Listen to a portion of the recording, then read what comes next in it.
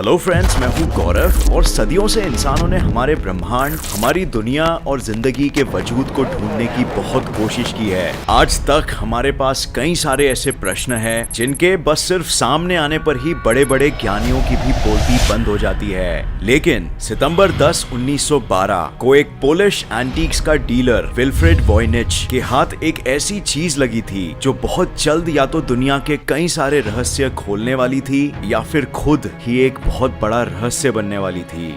ये किताब में कुछ ऐसे मिस्टीरियस चीजें बताए गए थे जो इशारा कर रहे थे कि ये दुनिया के बड़े बड़े सवालों के जवाब दे सकते हैं। इसमें हमारी दुनिया के मुख्य चीजें जैसे जिंदगी का जन्म, ग्रहों और नक्षत्र, मेडिकल साइंस और एल्केमी यानी दवाइयां बनाने के विज्ञान के बारे में जानकारी दिखाई दे रही थी। पर ये जानकारी किसी विचित्र भाषा के कोड्स के रूप में थी। हमारे लिए ऐसे प्राचीन चीजों में विचित्र भाषाओं का मिलना कोई नई बात नहीं थी।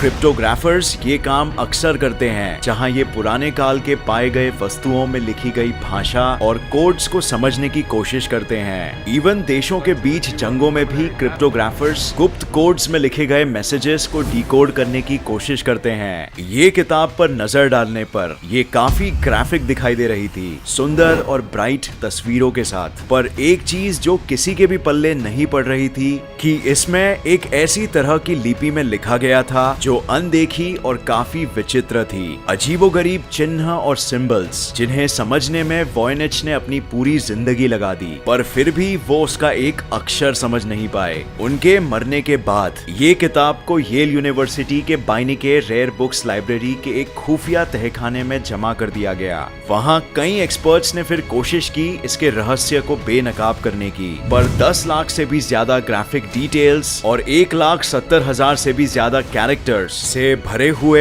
ये किताब पर उनकी सारी कोशिशें बेकार रही।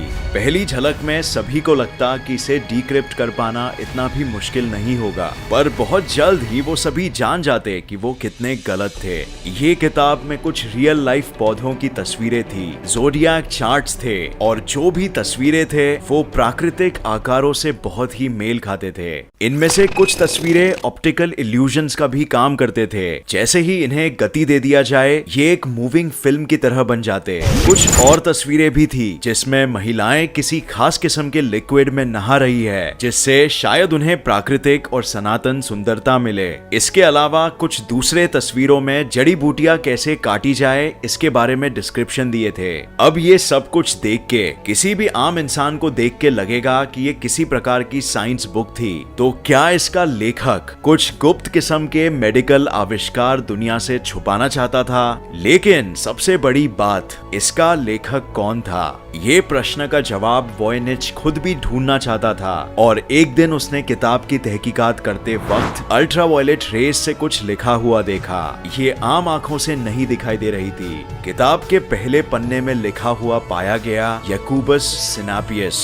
याकूबस सिनापियस 17वीं सेंचुरी के चेक रिपब्लिक के राजा किंग रूडोल्फ II का पर्सनल डॉक्टर था। उस समय दवाइयों का विज्ञान विकसित हो रहा था जिसे कहा जाता था एल्केमी। ये बहुत ही गुप्त विषय था और इसमें किए गए खोज को अक्सर दुनिया से छुपा कर रखा जाता था। तो क्या आखिर याकूबस सिनापियस ही इस किताब का ऑथर था? वेल, खोजकर्ताओं को ऐसा बिल्कुल नहीं लगा, क्योंकि 17वीं सेंचुरी तक हमारे पास पेड़ पौधों की एनाटॉमी के डिटेल्ड एक्सप्लेनेशंस आ गए थे और ये सारी तस्वीरें जो इस किताब में थी वो बहुत पुरानी लग रही थी और इससे ये बात साफ हो गई कि शायद याकूबस सिनापियस इस किताब का ऑथर नहीं है। लेकिन ये किताब उसने अपने पास जरूर रखी थी। एक और इंटरेस्टिंग चीज इस किताब से पाई गई थी और वो था 1665 में लिखा हुआ एक खत बोहेमियन वैज्ञानिक जोहानस मार्कस मार्सी द्वारा, जो एक ऐसे साइंटिस्ट थे जिन्हें दुनिया की लगभग सभी भाषाओं का ज्ञान था और इसीलिए उन्हें ये किताब को ट्रांसलेट करने के लिए कहा गया था। उस खत में इस किताब के लेखक को बताया गया था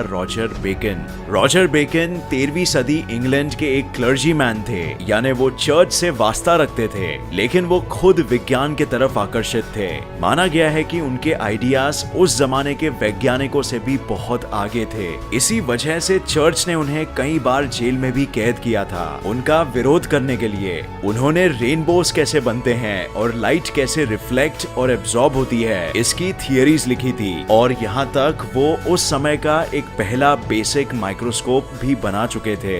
ये शायद कोई इत्तेफाक नहीं कि वॉयनिच मैन्युस्क्रिप्ट में भी कई सारे पिक्चर्स माइक्रोस्कोप से देखने पर उनकी बारीकियां दिखाई देती है, और इसी वजह से मे भी उन्होंने एक ऐसी लिपि में अपने खोजों को कैद कर दिया कि चर्च को कभी भी पता ना चल सके।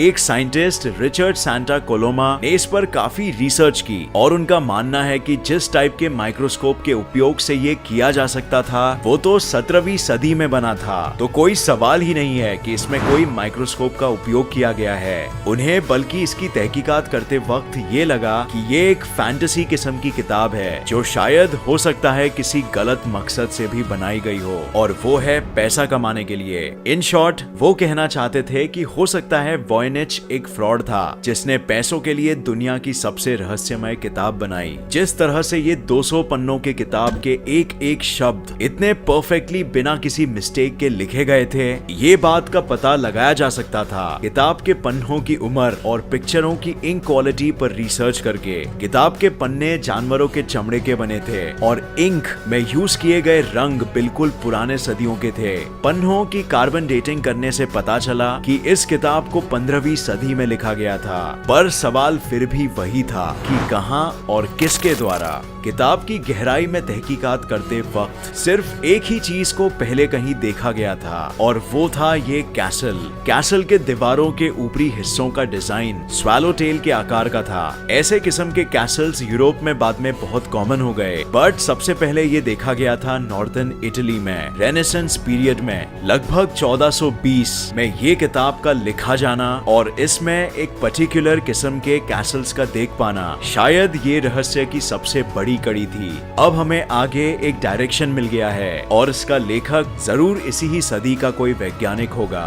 विज्ञान के एक किताब का ये रहस्य अब तक अनसुलझा है, लेकिन उम्मीद है हम इसे बहुत जल्द ही सुलझा देंगे। तो ये वीडियो देखने का बहुत शुक्रिया। उम्मीद है आपको ये पसंद आया और इससे नया कुछ जरूर सीखने मिला। तो आपको क्या लगता है, क्या वॉयनिच कोड को हम कभी क्रैक कर पाएंगे? कमेंट करके बताना हमें, हम जानना चाहेंगे। अगर आपको ये वीडियो पसंद आया तो इसे लाइक और शेयर करना मत भूलिए, और ऐसे ही साइंस वीडियोस के लिए इस चैनल को सब्सक्राइब करके नोटिफिकेशन बेल ऑन करना मत भूलिए। और मैं आपको नेक्स्ट वीडियो में मिलूंगा ऐसे ही किसी इंफॉर्मेटिव वीडियो के साथ। तब तक के लिए देखते रहिए और सीखते रहिए। जय हिंद।